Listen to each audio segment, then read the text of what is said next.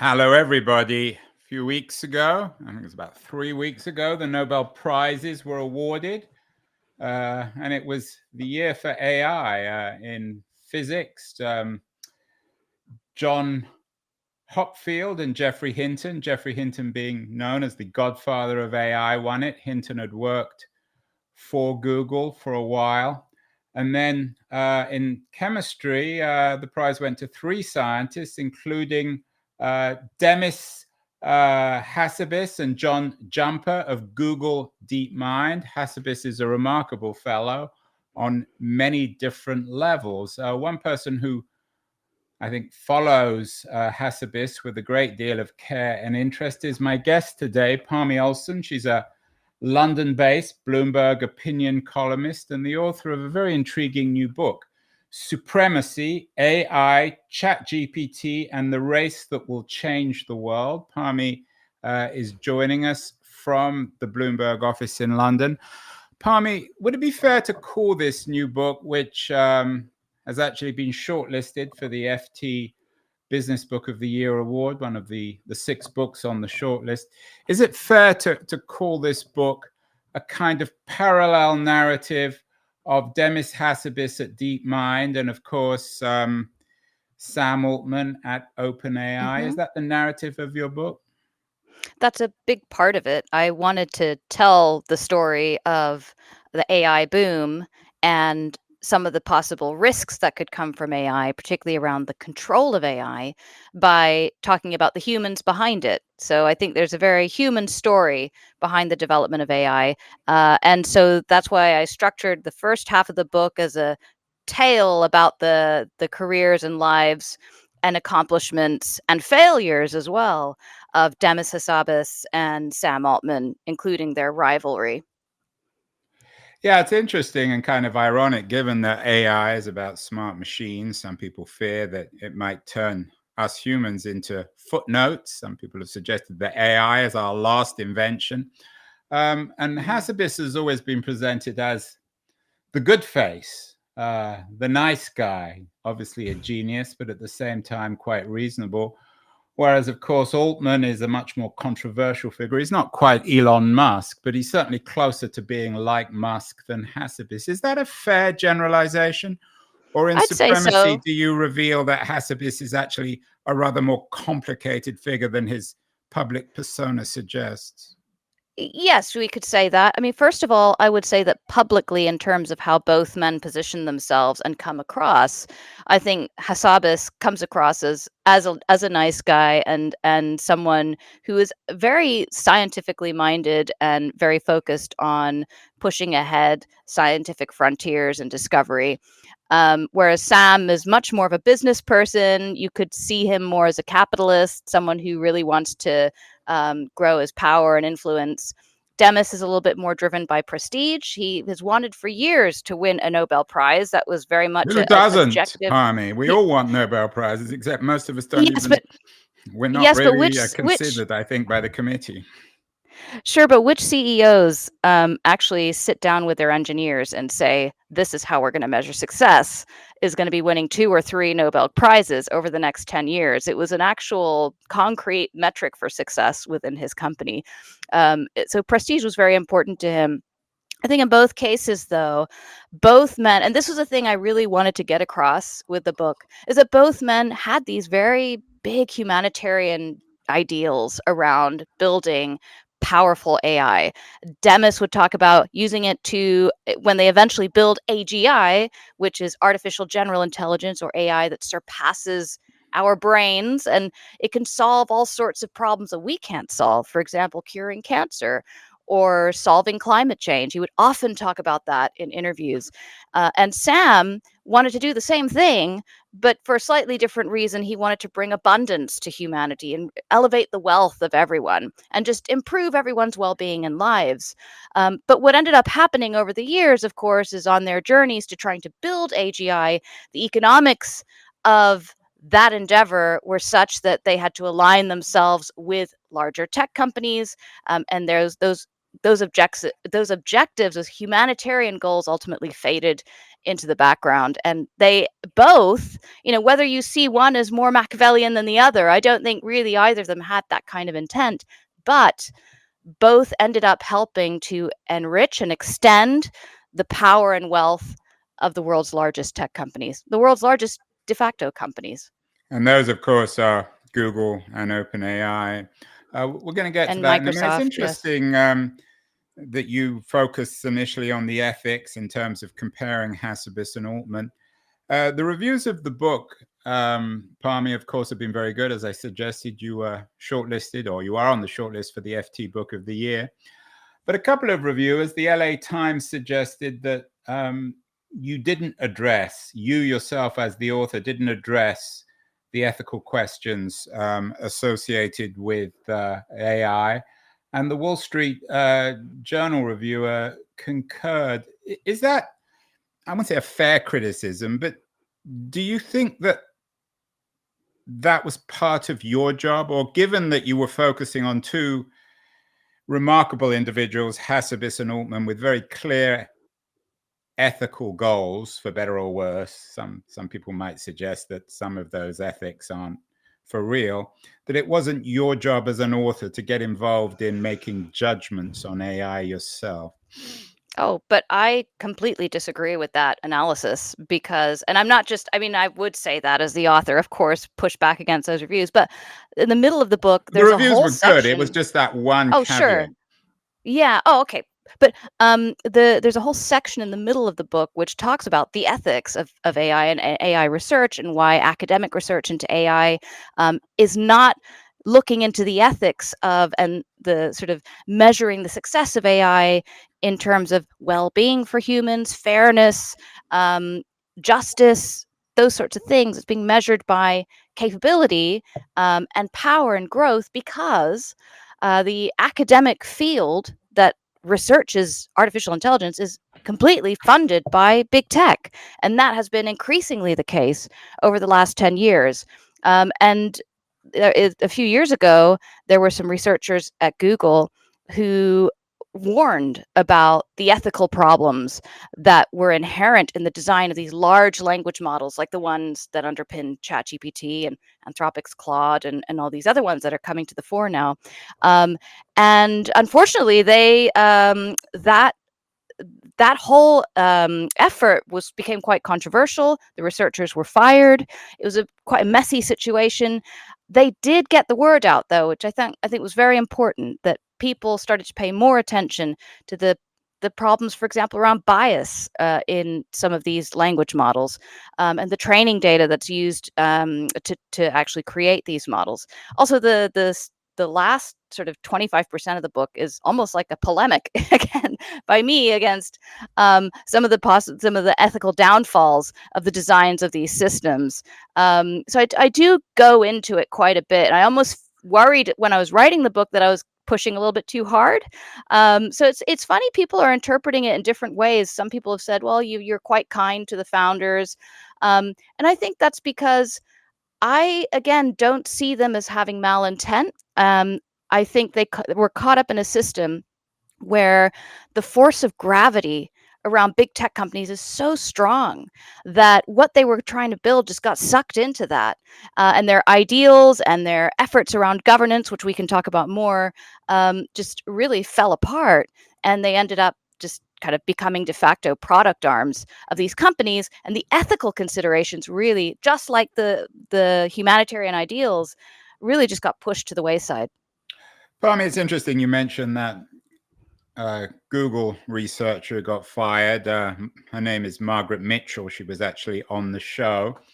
And she talked a little bit about being a female in all this. I mean, obviously, Demis Hassabis is male, as is Sam Altman. They both are very well-educated men. They're not from the ruling class, of course. Hassabis is from a working-class family in England, but he graduated with a double first from Oxford.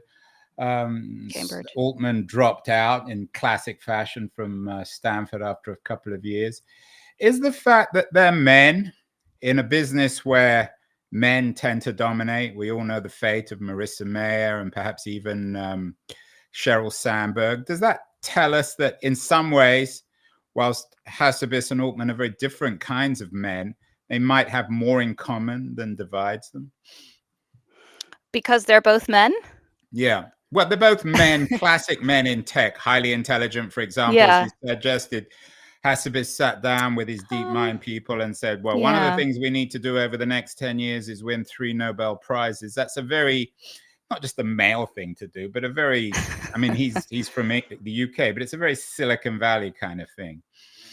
I think there's actually more that sets them apart. They're just so different in terms of their approach, even to building companies. You know, Demis, as we were talking about with the Nobel Prizes, was very focused on prestige. And that's kind of how he set up DeepMind as well. It was quite hierarchical. And people who worked at the company, who were scientists or researchers who had PhDs, were like the rock stars within the company. And they were the ones that got FaceTime with Demis, whereas other people who didn't have that status did not have that kind of access. And you look at somewhere like OpenAI under Sam Altman, it was a much more flat kind of organization. Doors were open. If you wanted to talk to Sam, you could. He would interview new recruits himself, often for hours at a time. He spent something like a third of his time on recruitment. That was a big part of just how he spent his day to craft together the most effective potential workforce. And OpenAI wasn't made up of research scientists with PhDs. It was engineers and hackers and former startup founders from the Y Combinator accelerator.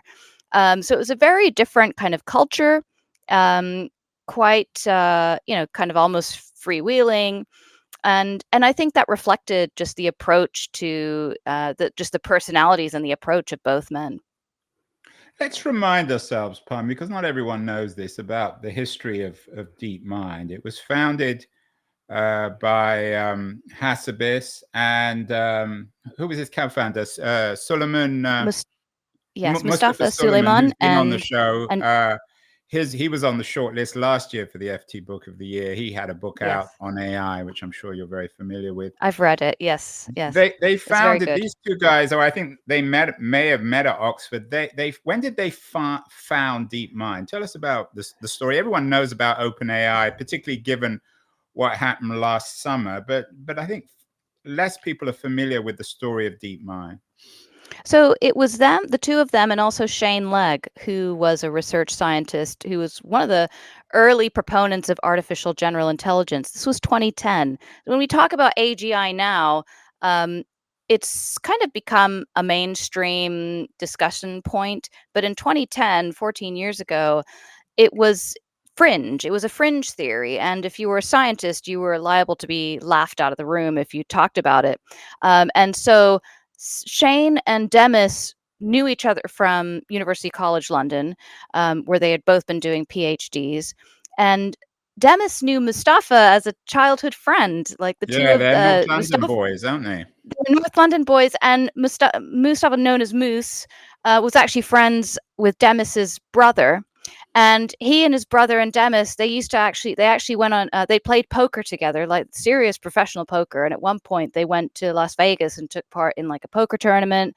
And they had this whole kind of like game plan and their tactics. And that was just something they had done in their 20s. And then basically when Demis was at UCL, Mustafa was interested in coming over and possibly studying there. And Demis said, well, why don't you come along, join us in some of these lunch lectures that we do? And then the three of them ended up just kind of coalescing together and having lunch together in this restaurant called Carluccio's, just around the corner from the university. Shane Legg told me reminding everyone, if anyone wants to write a novel about this, that if you go into UCL, the first person you see is a dead person, is Jeremy Bentham.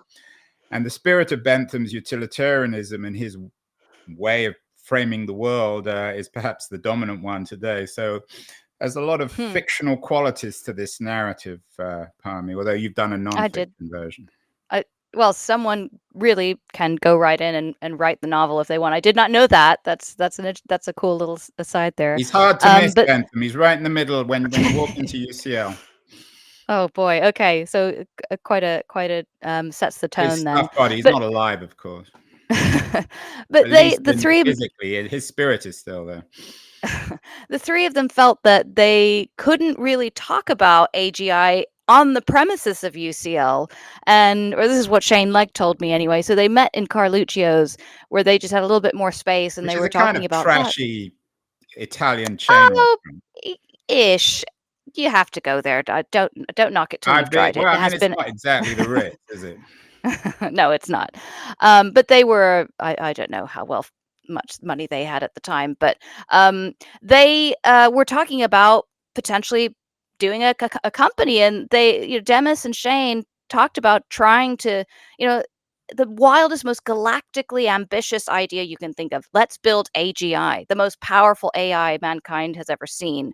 How are they going to do it? They couldn't do it within a university setting because they just wouldn't get the funding they needed. They needed big computers to run the training systems they needed to build these algorithms. Demis knew that from the beginning. He realized they had to start a company. And Mustafa, having had some experience working with starting companies in the past, he'd already co-founded another company. The three of them worked together and started DeepMind. And they were very secretive to begin with. And they also, I should say, actually, before that, really struggled to raise money in the UK. Andrew, as I'm sure if you've spoken to tech people in the UK, you just don't have the same kind of scale in funding and crazy visionary thinking And that you these were can get in just Silicon kids. Valley. These were just North London kids. Nobody had heard of Demis Hassabis With or the Mustafa crazy Solomon. idea. Yeah, exactly. With a crazy idea. Mustafa Solomon has a checkered reputation now. When Google acquired DeepMind, he went over there and then got fired for his behavior. Was Demis the genius and Mustafa the street hustler? What was their relationship like at DeepMind So initially? I think both of them were quite charismatic figures within the company. Shane was a little bit more in the background. Demis certainly was the brain, but Mustafa was like, I've heard him described as the Pied Piper. So he would interview people from academia, civil servants, and to join DeepMind. And people have told me that within 20 minutes of speaking to Mustafa, they had to join DeepMind because they absolutely believed that this was a company that was going to change the world, that was going to build artificial general intelligence. They were already getting way ahead within just a few years of starting. They were starting to attract some of the top scientists in deep learning. Did And they I don't. have? I know. I want to get to the Google acquisition in a second, but did they know Geoffrey Hinton? But Geoffrey Hinton, of course, is British and Yeah. ended up in Canada as a researcher. But did they have meetings with Hinton? I don't know. Oh, yes, I believe they did. There was some sort. I think he was. Gosh, I'll have to go back and look over my notes. But I think when they actually did the Google acquisition, that Hinton was part of the entourage that came over to London to talk to them. Wow, that's part of the movie. So what did they build? Did they what year did they get acquired by Google? 2015. And the reason for that was they were struggling to keep their engineers from getting poached. So by that time, big tech companies like Facebook and Google and Microsoft were realizing, hey, deep learning is a thing. This was like kind of a backwater in AI. And suddenly there were some milestones that were achieved. And it was And like, this we was need to hire before the best. Hinton's LLMs became huge, right? This was pre-LLM. Very Or much certainly pre-large language models. pre-ChatGPT Yes. 3. So Yes. But this was AI using, was it was, still potential rather than sort of yes, but actuality. some tests had shown that deep learning was very good for vision recognition, so recognizing that a cat was a cat. Mm. And so when Facebook, Google, Microsoft wanted to hire the top deep learning scientists, it turned out they were all working for DeepMind because Demis and Mustafa had done such a good job of hiring the world's best deep learning scientists, and they were offering 2-3 times the salary of what DeepMind could pay. And so Demis kind of reached this realization, like, we're going to have to take some money from a large tech player or even be acquired if we're going to reach AGI. And Facebook initially put $800 million on the table, but DeepMind rejected it because they wanted to have an ethics board where there would be some independent members of the board who would have legal control of AGI when they eventually built it. And Mark Zuckerberg, spoiler alert, said, definitely not to that, walked away. And then Google came along, offered $650 million, and they agreed on that because Google also agreed to have this ethics board, which, by the way, never actually happened. It's a fascinating story, Parmy, on a lot of levels. Firstly, DeepMind's focus on scientific genius is very Google-like, isn't it? I assume that Demis in particular has quite a lot in common with Larry and Sergey as a personality type. Would that be fair? Very much so. In fact, Demis and Larry had a very special bond, and that remained very important to DeepMind's position within Google for years. Larry allowed Demis and DeepMind to have quite a lot of independence because Larry just trusted what Demis was doing. Larry had a very his father was a computer scientist involved in artificial intelligence, and Larry was deeply interested in artificial intelligence himself. He believed in mind uploading and very much believed in artificial general intelligence, this kind of potential utopia with AI. So he was very much on board with what Demis was trying to do. The problem was, of course, as you know, Larry eventually stepped down as CEO of Google, and over time, that link that Demis had to the top person at Google just became he lost that what's link, your and reading ultimately of the Suleiman story? I mean, it was a little bit of a scandal at the time. Now he's at Microsoft. He's the AI supremo there. Mm-hmm. Why did he get thrown out of Google, in your view? Oh, I've reported on that. I did a very long investigative story at the Wall Street Journal. In fact, I think I broke the story on that. So essentially what happened was there were allegations of bullying within DeepMind. DeepMind hired an independent investigator, aka a lawyer, to come in and see what was going on. And Mustafa was removed from his management position within DeepMind. He went on leave for a little while and then was welcomed to Google in Mountain View with open arms and took a vice presidential position within the company. But he did not have... Just to be clear, DeepMind had been acquired by Google. Correct. So DeepMind was part of the Google or the Alphabet network, corporate network.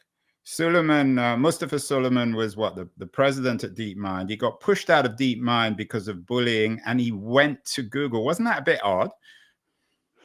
Odd in what way? I mean, it's odd in the sense that Google kind of tends Why would they to hire give a guy who's already been accused of bullying within yes, a company if that's what you mean. Google If that, family? yes, if that's what you mean, then 100%. And Google has this reputation and a history of giving a hero's welcome to executives who have not behaved very well.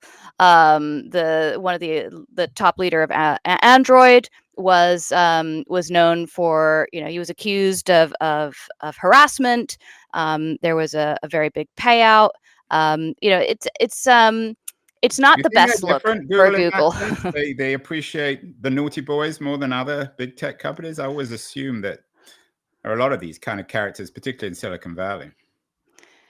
I mean, here's what I think. I think that's a moral failing of Google.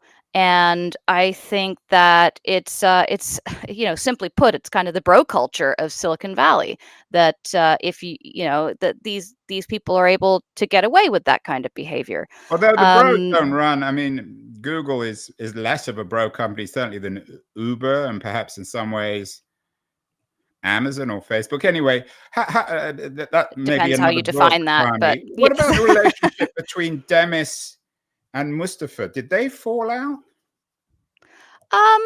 It's hard to tell now. I think they're still in touch. There was a really interesting article where I think in the New York Times by Cade Metz, where Demis made some comment. This was literally just in the last few months.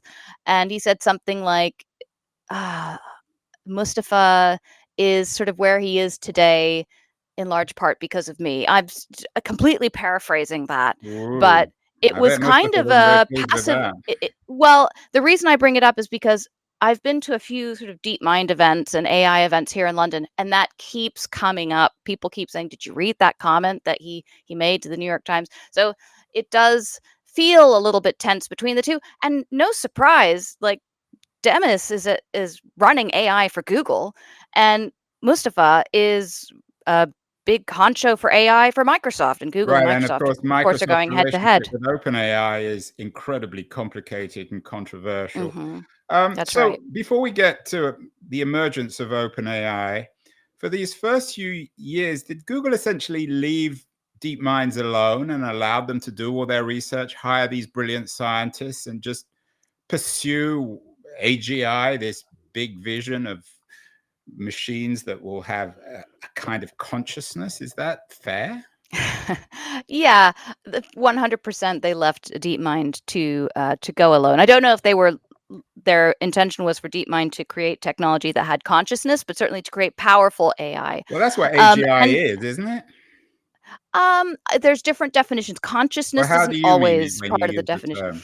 Well, I'll just answer your question, then we Mm, can go to that. But for a long time, DeepMind operated very independently, and actually spent years at one point trying to break away from Google. Because remember, I said that Google agreed to DeepMind having the ethics board?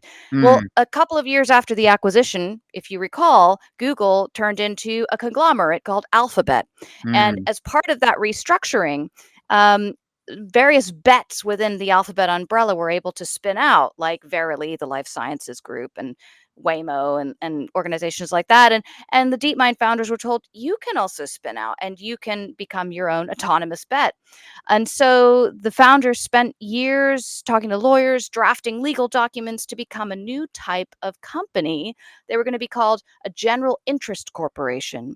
They actually took their entire staff on a plane up to Scotland for a retreat where they announced this to the staff and said, we're going to be a separate organization. And the reason they were doing this was because they wanted to protect their future AGI from the control of a single corporation, aka Google. Their new organization was going to have a board. It was going to be staffed with very high ranking former political figures.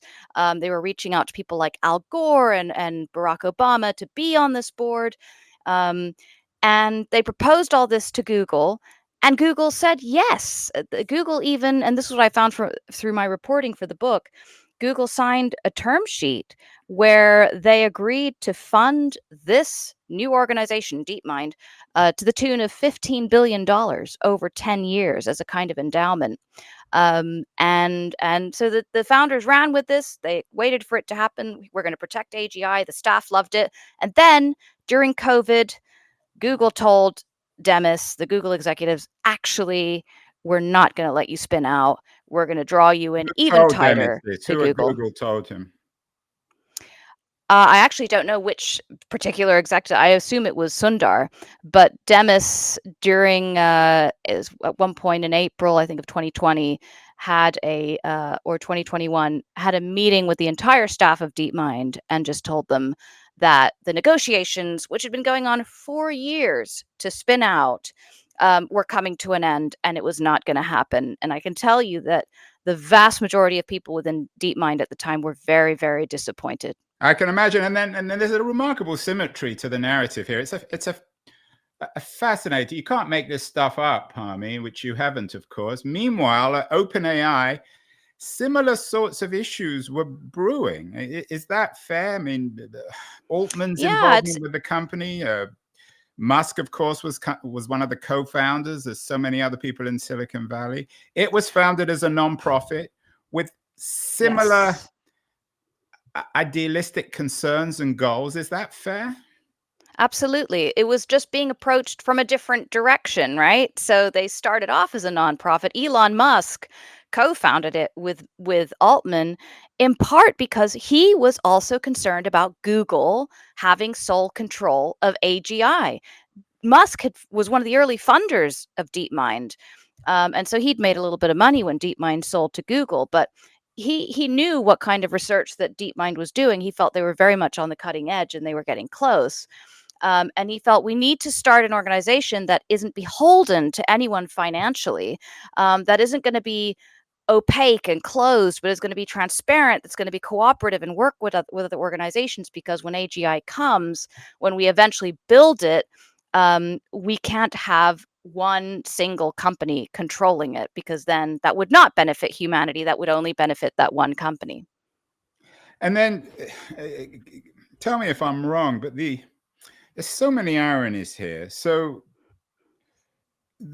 large language model technology was pioneered by Hinton, of course, who won the physics prize this year, and a team in Toronto. While they were at Google, Hinton somehow convinced Google to buy his researchers, but then Google didn't develop the large language model technology, and that got developed almost as a hunch by OpenAI. Is that a fair summary of this bizarre narrative? Very much. And I would say actually Hinton didn't have as big a role in language models. He was more deep learning. It was another team of scientists within Google who worked on language models. And in particular, they came up with this architecture called the transformer. So that's the T in ChatGPT. And there was a group of them who wrote this paper, and it became And that was the most that was in Toronto, wasn't it?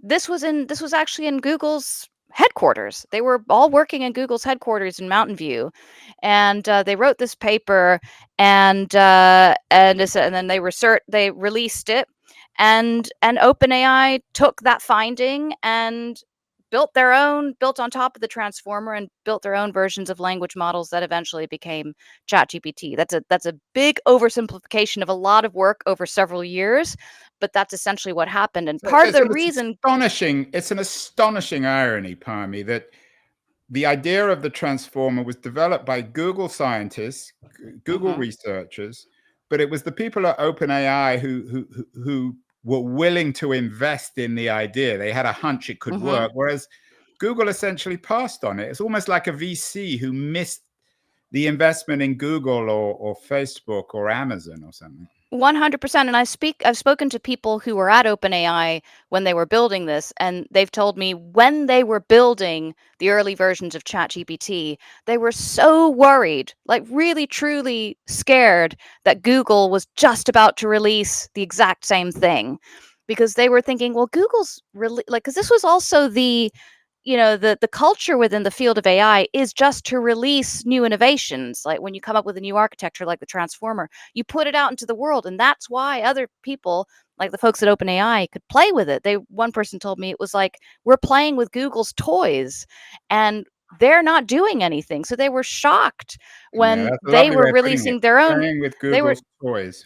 Yeah, they were shocked when they could put out their own versions, and they were just waiting for Google to come out with the same thing, and it never did.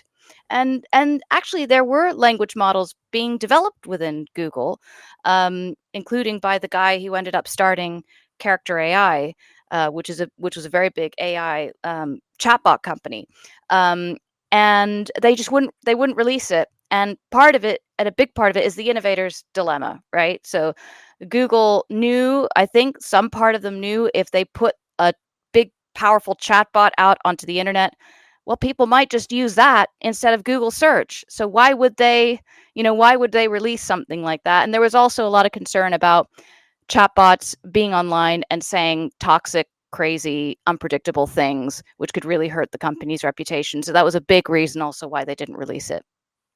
So meanwhile, while all this is going on, OpenAI does ChatGPT, which changes the world. What was the response within Google, and particularly for Demis? He must have been, in a way, furious that OpenAI had jumped on this technology, which in some ways the Google people had been pioneering. How did the DeepMind people allow Google to ignore the transformer and the work that Hinton's people were doing? Or is that just a separate division, that sort of parallel worlds? Oh, well, I think at DeepMind there wasn't as much interest in language models, and that was actually a little bit of a source of tension between Mustafa and Demis.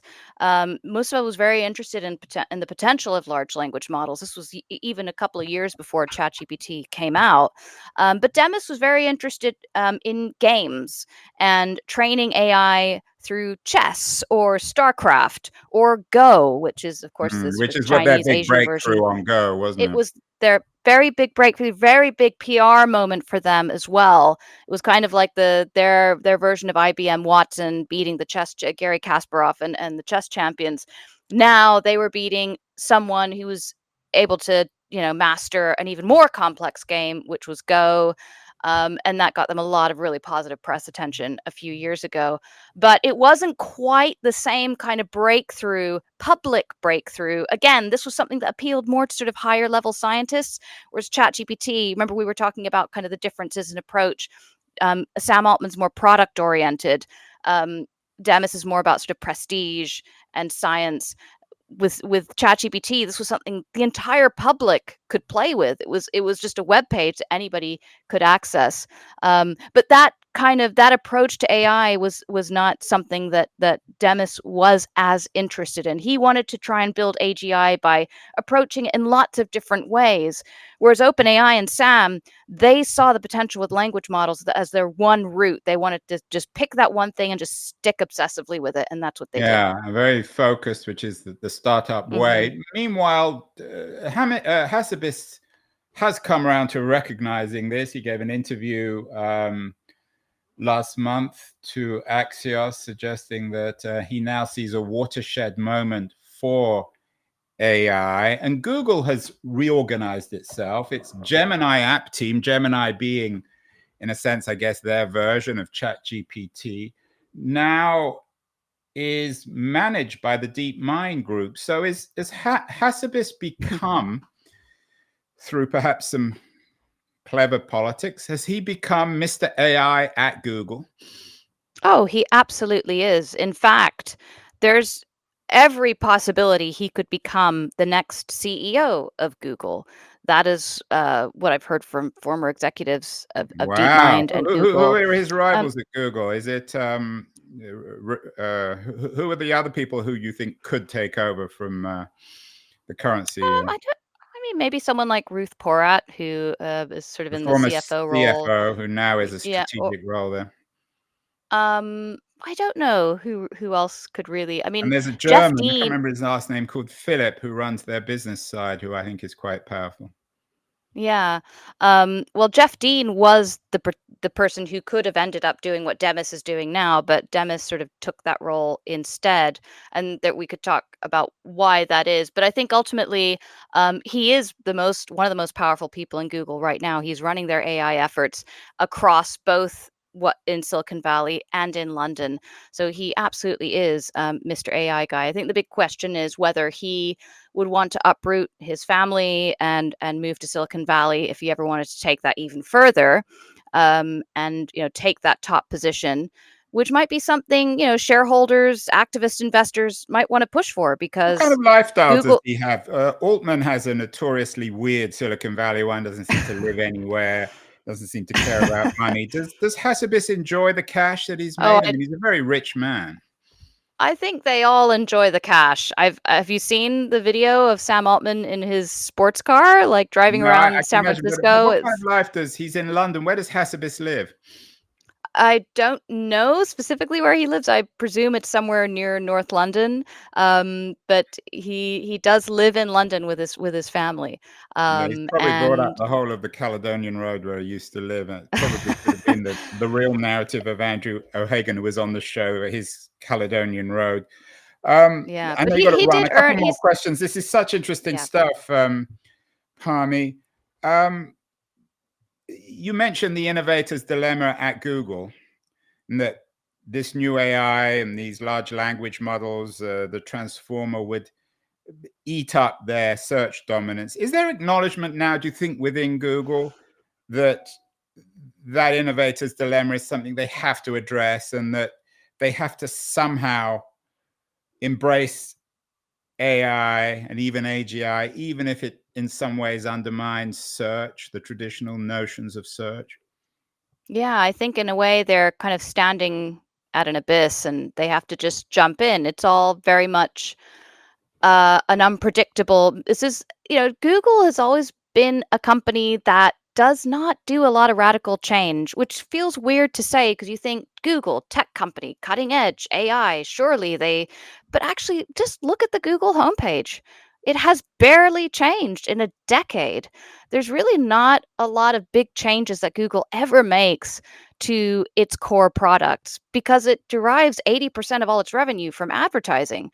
And so messing around with that formula is a potential recipe for a disaster. But I think you're right. Like I think the management team have realized that this is the age they're living in, where companies like Perplexity AI are coming up with real viable competition. This is like a chatbot that a lot of people are using instead of Google search because it's just giving you a singular answer, and a very comprehensive answer. Whereas you look something up on Google, whether it's something related to a transaction or advice, and I don't know how often you use Google, but there's a Too ton of often, like ads and everybody else. But of course, OpenAI yeah, also came out last week with its own version of search. yeah. And again, history is in so many ways repeating itself. Now, OpenAI is what Google once was to Microsoft. Meanwhile, Solomon is at Microsoft. So many ironies. I know you got to run. Finally, Parmy, and we'll have to get you back on the show because there's so much more to talk about here. You probably heard there was an election in the US this week, Oh, and really? Oh, okay. a certain Donald Trump now is running the show. His supposed right-hand man and left-hand man is a certain Elon Musk, who put Hmm. his fortune on the line. He was one of the co-founders of OpenAI. Lots of questions Mm. now about what Trump will do with AI. One piece Yeah.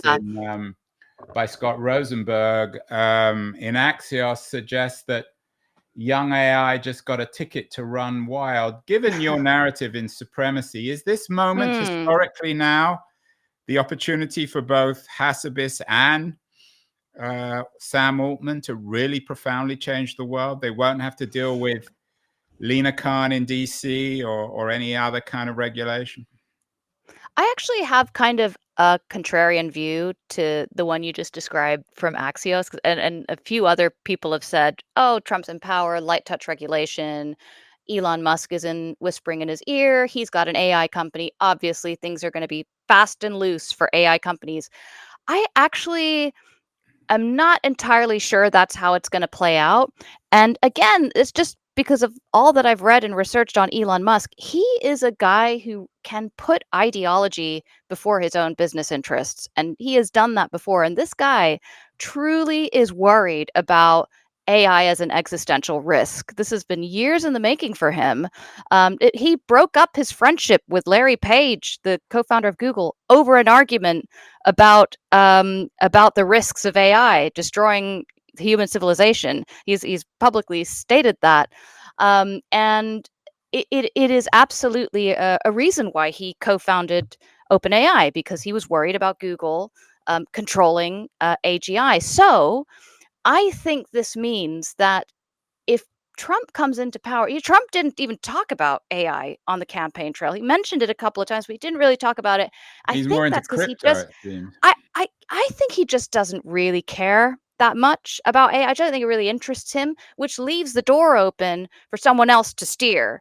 And I think that person could well be Elon because he cares about it so much. I don't think it would be JD Vance because JD's more on the whole big tech, little tech thing. I think Musk is really the AI guy in the administration, and I think he would push for safety measures. And the current executive order that Biden put in place on AI, Trump has said he'll get rid of it. Sure, he might do that, but he'll put something very similar in its place Very, that very I think interesting. Yeah, it makes sense.